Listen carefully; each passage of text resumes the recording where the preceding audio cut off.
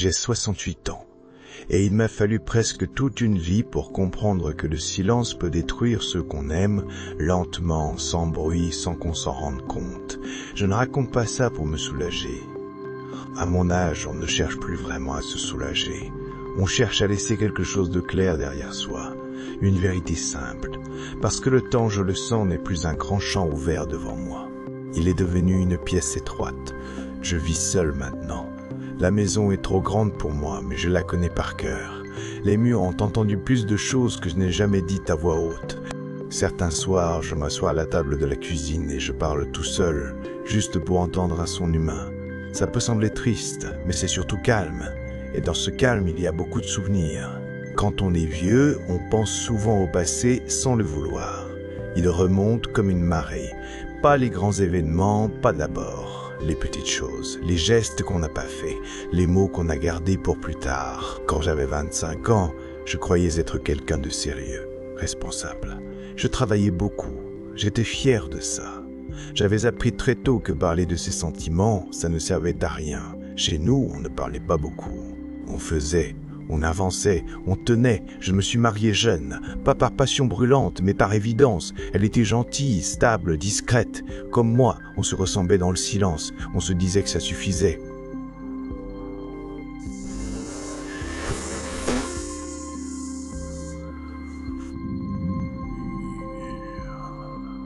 Au début, ça allait. On travaillait tous les deux. On rentrait le soir fatigué. On mangeait sans trop parler. On regardait la télévision.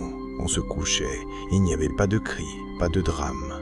Je croyais que c'était ça, une bonne vie. Quand notre premier enfant est né, j'ai ressenti quelque chose de fort, mais je ne savais pas comment l'exprimer. Alors je me suis dit que je l'exprimerais autrement, en travaillant plus, en assurant, en étant fiable. Je pensais que l'amour se prouvait comme ça, par la constance, pas par les mots. Je ratais des choses, des anniversaires parfois, des réunions à l'école. Je disais toujours que je ferais mieux la prochaine fois. Et je le croyais vraiment. Je me souviens d'un soir précis. Mon fils devait me montrer un dessin. Il avait peut-être 6 ans. Il est venu dans le salon avec sa feuille. J'étais fatigué. Je lui ai dit « pas maintenant après ». Il a hoché la tête et il est parti. Je ne lui ai jamais demandé de me le remontrer. Je ne me souviens même plus de ce qu'il avait dessiné, mais je me souviens de son regard quand il est reparti. À l'époque, ça ne m'a pas paru grave, une petite chose parmi 1000. On se dit toujours qu'il y aura d'autres moments. Ma femme, elle aussi, gardait beaucoup pour elle. Parfois, elle soupirait. Je demandais ce qu'il y avait. Elle disait rien. Et je la croyais, ou peut-être que je voulais la croire.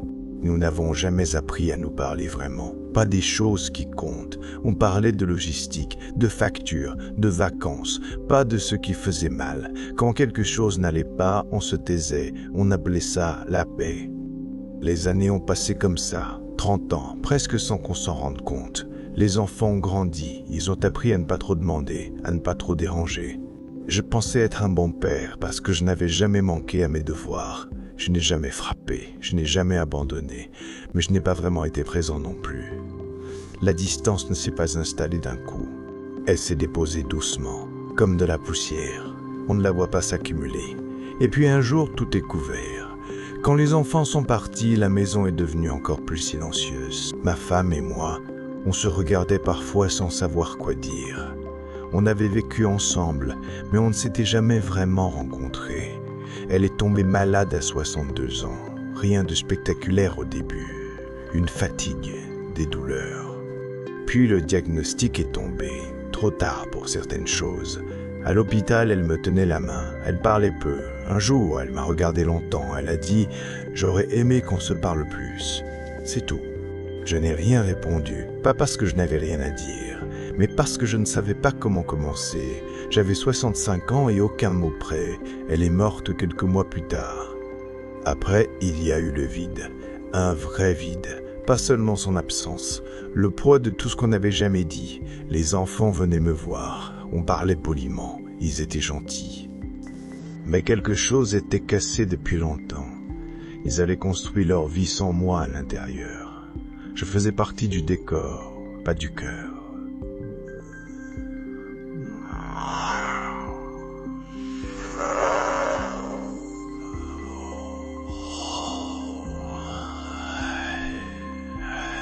cause.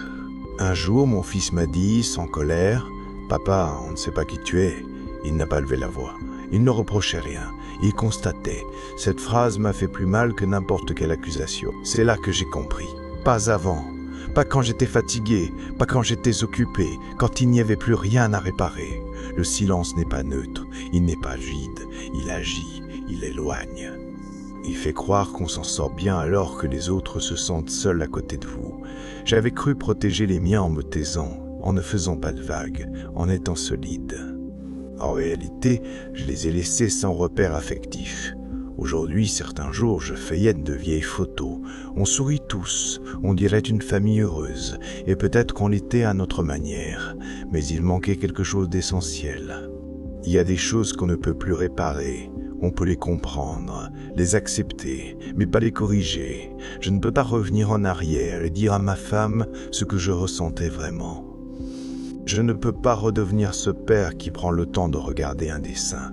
Je ne peux pas recréer une intimité qui n'a jamais été construite. Ce qui est perdu est perdu. Et c'est ça qui est le plus dur à accepter. Si je parle aujourd'hui, ce n'est pas pour vous faire peur, ni pour vous dire quoi faire. Je n'ai plus ce droit-là. Je veux juste vous dire ce que j'aurais aimé savoir plus tôt.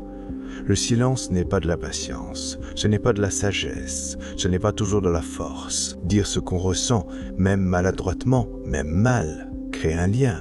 Se taire souvent le coupe. On croit toujours qu'on aura le temps plus tard. Plus tard, ce mot m'a accompagné toute ma vie. Et maintenant, il ne me reste presque plus de plus tard. Parler ne garantit rien, mais ne rien dire garantit une distance. Si quelqu'un que vous aimez vous tend quelque chose aujourd'hui, un mot, une émotion, un moment, regardez-le. Même si vous êtes fatigué, même si ce n'est pas pratique, je n'ai plus beaucoup de conseils à donner. Seulement cette expérience vécue, le silence m'a coûté cher, plus cher que tous les risques que je n'ai jamais pris. Il me reste encore un peu de temps. Je le sais, je l'habite différemment. Je parle plus même si parfois c'est maladroit. Je dis aux gens quand ils comptent, pas toujours bien. Mais je le dis, et si ce que je viens de dire vous a touché, alors peut-être que ça n'aura pas été inutile. Moi, je continue d'avancer doucement, avec ce que j'ai compris, avec ce que je regrette, et avec l'acceptation que certaines vérités arrivent trop tard, mais qu'elles méritent quand même d'être dites.